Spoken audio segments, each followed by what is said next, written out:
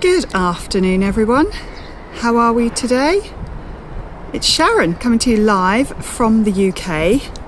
I'm braving it outdoors today. It's the first time I've done that this year in terms of doing a live. I'm trying to set up to see that I've got good internet first of all. So if you are hopping on, please give me a thumbs up or a like or a hi, Sharon, or just a wave, something just so I know you can see and hear me, because I haven't done this yet this year. I just want to check everything's working. And I've come out here, like I say, it's lunchtime, quite sort of late lunch, I guess. My lunchtime live. I think I'm going to coin that phrase, actually, lunchtime live. So I thought it was about time I hopped on because I saw this really cool article the other day that came in one of my emails, actually, from a company called Foodmatters, which I absolutely adore. And I've been watching documentaries and all sorts of health and wellness blogs and reading, and I just thought I'm going to share this article with you today.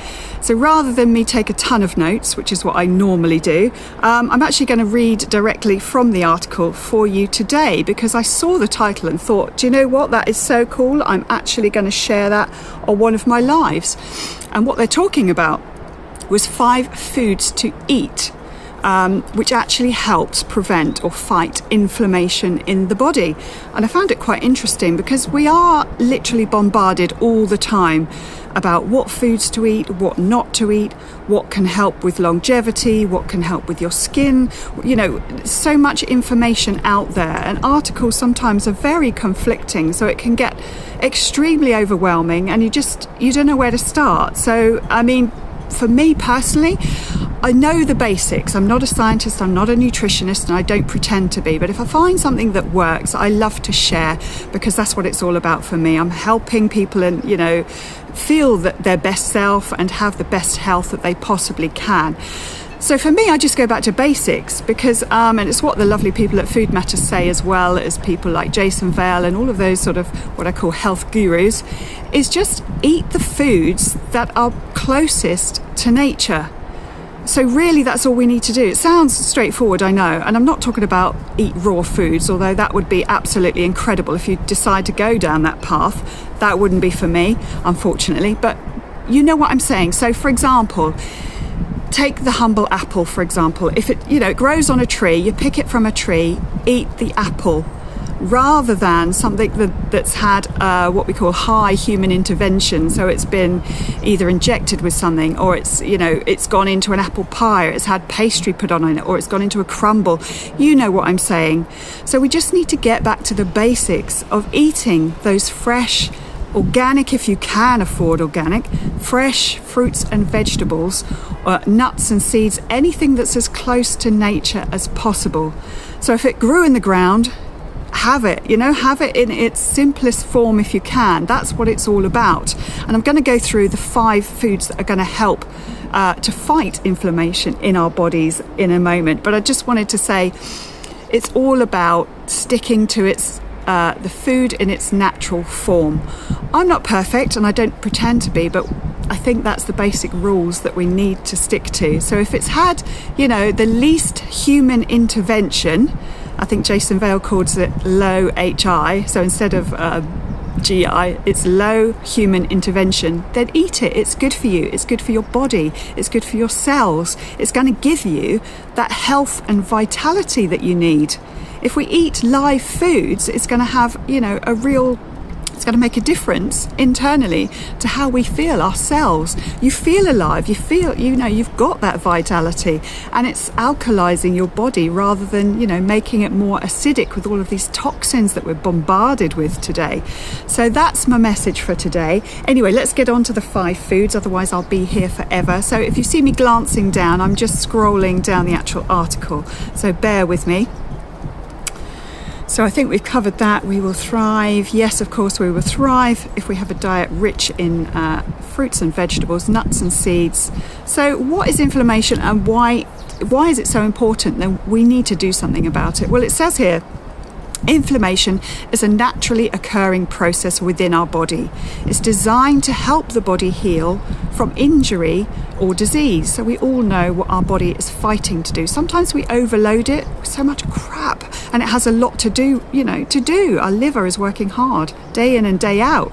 we're not perfect, we're all human, and maybe we do overload it with things like too much sugar, too much salt, too many processed foods, packaged foods that we know aren't good for us, too much alcohol. So it's just about our body dealing with that. So it says here, chronic inflammation, which can occur over extended periods, is the kind that's linked to autoimmune diseases and conditions, prolonged stress and sometimes debilitating disease. So this is the reason why we need to address that and actually deal with the inflammation in our bodies before it actually turns into issues and diseases and, things that we don't want in our life. We want to be healthy, right? And it does underline 3 issues here, and it talks about gut issues, cancer, and heart disease. It says your gut bacteria is the integrity of your gut lining, and it strongly influences your health. I have spoken about this before, and it's so true. We talk about our gut feelings. If our gut health is in order, we really do feel good about, what we're putting into our body, and we feel healthy and more vibrant. And it's got a very large connection with the brain. In fact, our gut is called our second brain. So gut health is really important. So we have to watch what we're actually putting into our bodies. Cancer is another one. I'm not going to make any claims, about what can cure cancer or anything like that. I'm not here to say that. I'm just saying that if we watch what we put into our bodies, then we can reduce the risk or the chances of ending up with something like cancer, so I'm not making any claims whatsoever. And again, the same with heart disease. If we're putting all this stuff into our body, our heart has to work twice as hard to deal with that, and our arteries close up and all sorts of things go on. So anyway, I'm getting a bit carried away here. So let's get into the 5 best foods to eat to reduce that inflammation that we already have in our bodies. We're not perfect, like I said. I'm not perfect. Nobody's perfect. We don't eat raw food each and every day. So let's fight off that inflammation that we do have in our bodies so that we can have a great immune system, feel good, look good, and just live our best life. So number 1, believe it or not, is cacao. What's cacao? Well, who'd have thought that nature's own chocolate would actually be one of the best foods to fight inflammation? I'm really happy to hear about that. It says here that the Aztecs named it the food of gods for good reason. The plant contains over 300 beneficial compounds, many of which are strong anti-inflammatories. So that's fantastic. We all love chocolate, right? But we want to go for the raw cacao if we can. It comes in powdered form. You'll probably find it really good chocolate bars is the dark, bitter stuff. That's what you want to be looking for, not the creamy one that's had all sorts of milk and sugars added. Not great. So the higher the cacao content, the better the chocolate is for you. And it says here, it depends on the potency, but it says not only is it an incredible food for fighting inflammation, but it's rich also in vitamins and minerals, especially things like iron, magnesium, potassium.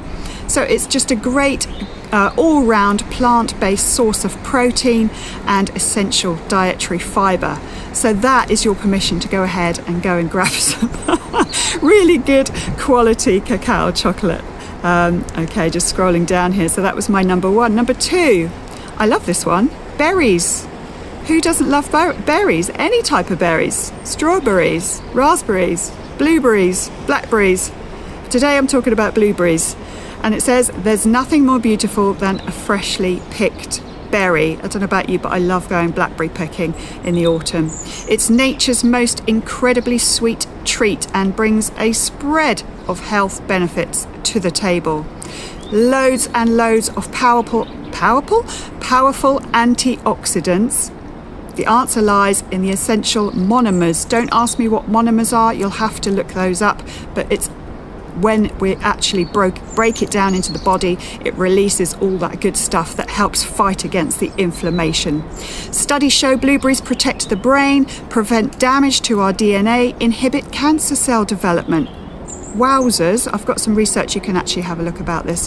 What else? Emerging research has even shown they have been proven to kill cancer cells and reduce tumour size. So again, I'm not making claims. I'm just sharing this article that I've come across. I think it's fantastic. Okay, so number 2 is blueberries. Number 3, Flax seeds. Now, these aren't the seeds that you can grab a handful of and shove them in your mouth, although you could, but flax seeds are the ones typically that you want to find a way to add more into your diet. So you could sort of sprinkle them onto your salads. You can have them in things like granola or muesli, for example. You could have it sprinkled on your porridge, chuck it into soups, into casseroles, that kind of thing. Again, it says rich and in vital nutrients for health and well-being, huge anti-inflammatory properties, and a healthy dose of fatty acids. Perfect. These seeds have been used in the human diet for over 5,000 years. A fantastic source of dietary fibre. Again, magnesium. I'm reading this, I'm not a scientist. Where did I get to? Magnesium, potassium and manganese. Get it right, Sharon. So great for brain function. So you want to look up flaxseed. You can also get it in ground form. You can actually buy a pouch of powder and you can add that into your smoothies, like I say, soups, casseroles, whatever you tend to cook. Get some flaxseed into your body. So that was my number 3. Yes, number 3. Number 4, I always bang on about this, but it's so true. Our mums, our dads, and always say this to us, eat your greens. And now I'm telling my children, eat your greens. So we're looking for those dark, green, leafy vegetables. So things like your kale, your collard greens, your spinach, you know the ones I'm talking about. Spinach, remember Popeye? Yeah, with the big muscles. There is some truth to that. It says here, and while we know that leafy greens are ideal for alkalizing and detoxifying the body, they also offer anti-inflammatory benefits. So I think I've mentioned those. Kale, spinach, chard, collard greens offer a rich nutritional profile with high concentrations of micronutrients that reduce chronic inflammation in the body. It's the highest source of things like vitamin A, vitamin D, vitamin E and vitamin K, which are your 4 fat-soluble fibres. Perfect. So if you can get as many green leafy vegetables into your diet on a daily basis, perfect. If you can't and you just think, I just cannot face it, do what I do. Do a smoothie.